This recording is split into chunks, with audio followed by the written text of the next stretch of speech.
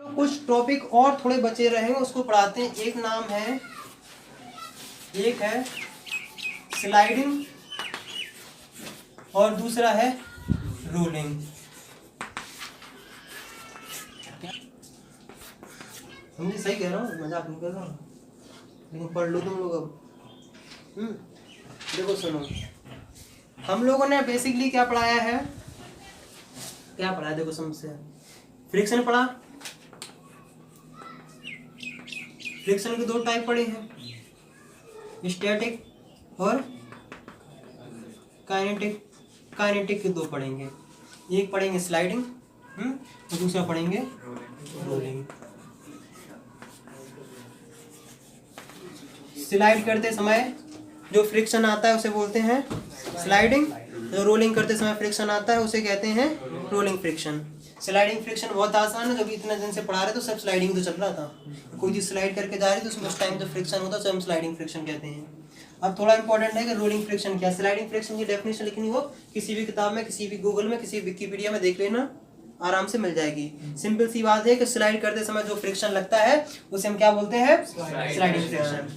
अब बात है कि रोलिंग फ्रिक्शन के बारे में हम लोग बात करते हैं, क्योंकि फालतू की मगजमारी करने मजा नहीं आता है, हमें फॉर्मेलिटी करने ज़्यादा मजा नहीं आता है कि हम फॉर्मेलिटी करते हैं कि write down the definition of the rolling friction फलाना ठिकाना और उसमें लिखते रहो। इतनी सारी कोई किताबें हैं और वो किस लिए हैं, कि ताकि वहाँ से तुम लोग कुछ उसकी हेल्प लो। मेन कॉन्सेप्ट होता है कोई चीज़ समझाना। अगर हम तुम्हें कोई चीज़ समझा रहे हो, तुम्हें कोई चीज़ समझ में आ रही है तो बहुत अच्छी बात है। इसलिए हम बात करते हैं रोलिंग फ्रिक्शन के बारे में। स्लाइडिंग फ्रिक्शन इतना समझना है कि स्लाइड करते समय जो फ्रिक्शन लगता है वो स्लाइडिंग फ्रिक्शन है। बेसिकली काइनेटिक फ्रिक्शन से मिलता जुलता मिलेगा, क्योंकि स्लाइडिंग फ्रिक्शन इसका ही पार्ट है। चलो अब देखो हम लोग क्या पढ़ते हैं, हम लोग पढ़ने वाले हैं रोलिंग फ्रिक्शन।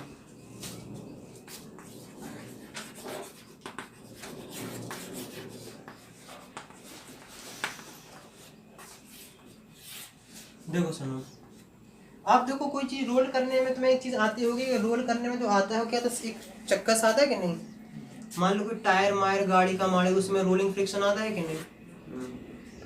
मतलब हमें उसी चीज के बारे में हम लोग को पढ़ना है। तो अगर रोलिंग फ्रिक्शन तुम लोग डेफिनेशन लिखना चाहो, देखो सुनो, रोलिंग फ्रिक्शन तब आता है जब कोई बॉडी किसी चीज के ऊपर रोल करती है। अब देखो रोल करने में स्लाइड करने में फर्क है, वो हम तुम्हें इतना डिफरेंस समझाते हैं। देखो ये जो चौक का बॉक्स है, ये इस पे स्लाइड कर रहा है, स्लाइड करते जा रहा है ना। फिसल पट्टी पे जो तुम फिसलते हो ना, वो स्लाइड करता है। और देखो सुनो, ये चौक है, ये रोल करके गई है, समझे ना। रोल करने में ये है कि हर पल उसका कांटेक्ट चेंज होता जा रहा है। मतलब ये देखो रोल करते जा रही है कि नहीं, ये हर पल इसका कांटेक्ट चेंज करता जा रहा है। और रोलिंग वही कर सकता है जो सर्कुलर फॉर्म में हो, है कि नहीं। इसलिए शायद चक्के मक्के गोल बनाए जाते हैं, और कोई दूसरी मतलब है नहीं। अब देखो कॉज ऑफ रोलिंग फ्रिक्शन क्या होता है। यहाँ तो कोई दिक्कत कोई समस्या हो तो बताओ, नहीं है ना। अब बात यह है कि अगर इतना सा पॉइंट हो तो समझ लो बहुत ही कम किसी चीज़ का फ्रिक्शन होगा। लेकिन जब भी तुम चलाते हो, अगर मान लो सिंपल सा टायर भी देखोगे तो जमीन को तो थोड़ा मतलब फ्लैट सा हो जाता है, तो इसकी वजह से भी रोलिंग फ्रिक्शन आ जाता है। कभी कभार ऐसा होता है कि सब कुछ सही रहता है, लोहे का चक्का है, लेकिन तुम देखोगे कि ये रोड मिट्टी का रहता है तो धंस आ जाता है। दिक्कत यहाँ भी आ जाती है। कोई क्वेश्चन? इतनी चीज समझना कि रोलिंग करते हैं बहुत, देखो बहुत सारे क्वेश्चन उसके अपन को मतलब नहीं है, इतनी चीज तुम्हें समझ में आ गई कि नहीं।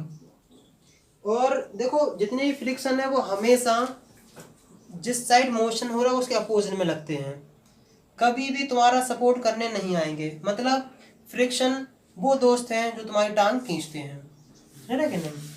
अब देखो इसका हम क्या पढ़ते हैं, हम पढ़ते हैं law of rolling friction. Law of rolling friction क्या आखिरकार रोलिंग फ्रिक्शन पे किसकी चीज पे डिपेंडेंसी है।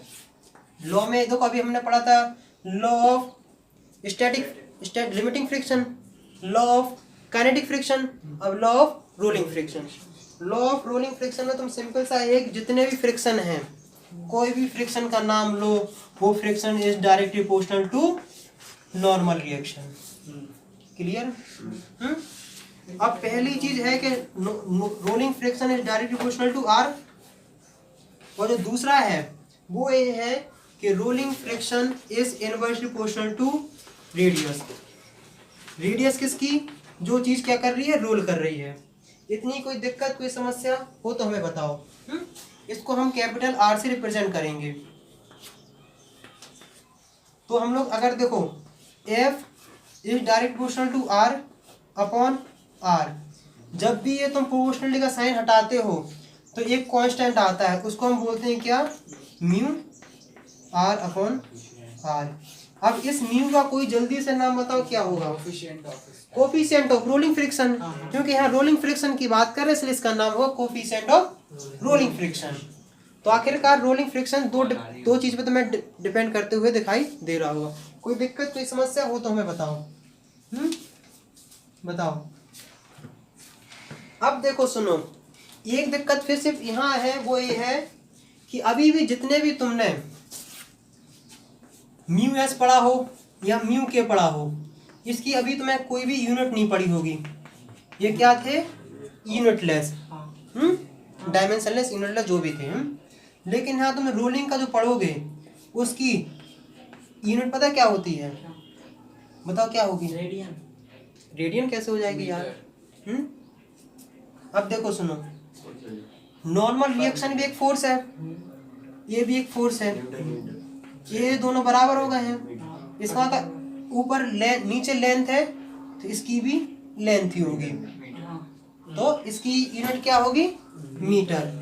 तो इसका डायमेंशन वो होगा लेंथ में। कोई दिक्कत, कोई समस्या?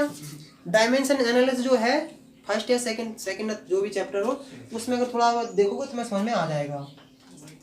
तो इसका मतलब ये है कि इसकी ऐसा यूनिट क्या है? इसकी ऐसा यूनिट है मीटर। इतनी चीज क्लियर हो गई है।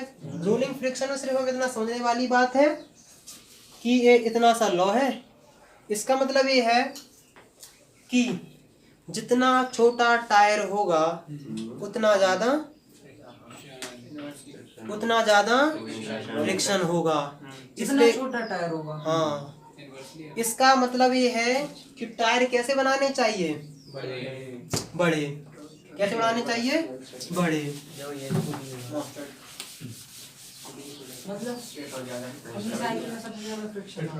देखो सुनो, frictional force equal to mu R upon R. इस आर को तो हम चेंज कर नहीं सकते किसी गाड़ी में, जो वजन हो तो वजन रहेगा ही। इसका मतलब ये है कि F is inversely proportional to 1 upon R. जितना बड़ा टायर उतना कम फ्रिक्शन। टायर का मतलब एरिया नहीं यार, टायर का मतलब रेडियस, ये चक्का। तो तुमने कभी देखा होगा जो मिट्टी में जो चलती हैं गाड़ियां, उनके देखना बड़े बड़े से टायर रहते हैं। वो तो ट्रैक्टर वैक्टर वो तो सब लोड करने के लिए होता है। एक होता है ना जो मड रेसिंग होती है। अरे हाँ, वो पतले वाले टायर से। हाँ, उसी में देखना वो टायर बड़े करते हैं। दूसरी बात है कि मतलब इतनी चीज क्लियर हो गई।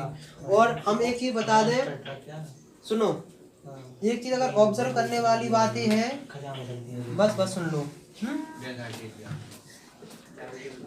अब देखो, ये वाली इक्वेशन तब तक ही वैलिड है जब तक रोलिंग हो, ना कि स्लाइडिंग। अगर कोई चीज स्लाइड करना स्टार्ट होगा कि फिर क्या आ जाएगा? मतलब काइनेटिक फ्रिक्शन वाला आ जाएगा ना, वो सब आ जाएगा।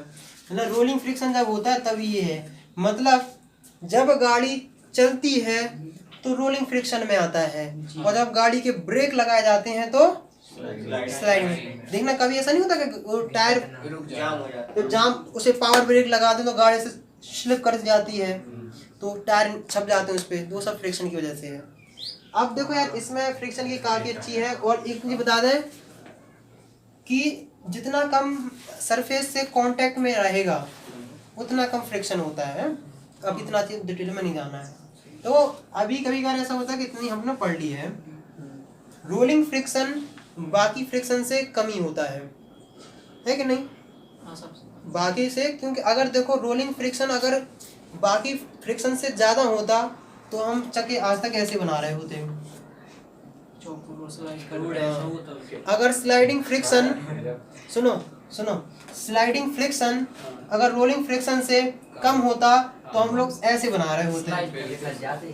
तो इसका मतलब है कि rolling friction is smaller than sliding kinetic friction और kinetic friction is smaller than FS max इतना। अब जैसे जैसे क्वेश्चन अब देखो मेन बात है जितने जितने क्वेश्चन लगाते उतना उतना तो मजा आता जाएगा। अब एक चीज देखो यार एक चीज नोट्स में कंप्लीट कर लेना वो ये है कि how friction is necessary table कि फ्रिक्शन के एडवांटेज लिखने हैं और डिसएडवांटेज लिखनी है। समझ रहे कि नहीं? फ्रिक्शन के एडवांटेज लिखने और डिसएडवांटेज लिखना किसी भी किताब में लिख लोगे तुम्हें आराम से मिल जाएगा।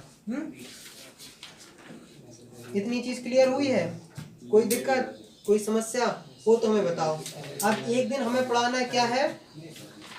एक दिन हम पढ़ाएंगे फ्री बॉडी डायग्राम। क्या पढ़ाएंगे? Free body diagram. ये काफी इंपॉर्टेंट है। पाठक तुमने कल फ्रिक्शन वाली क्लास मिस कर ली थी, कवर कर लेना। लेकिन फिर भी कोई डाउट्स आए तो पूछ लेना है। फ्री बॉडी डायग्राम काफी इंपॉर्टेंट है। शायद कल हो जाएगा, कल या परसों चैप्टर कंप्लीट हो उतना हो जाएगा। टाइम कितना हो गया है? होने वाला है मतलब 5 मिनट बचे।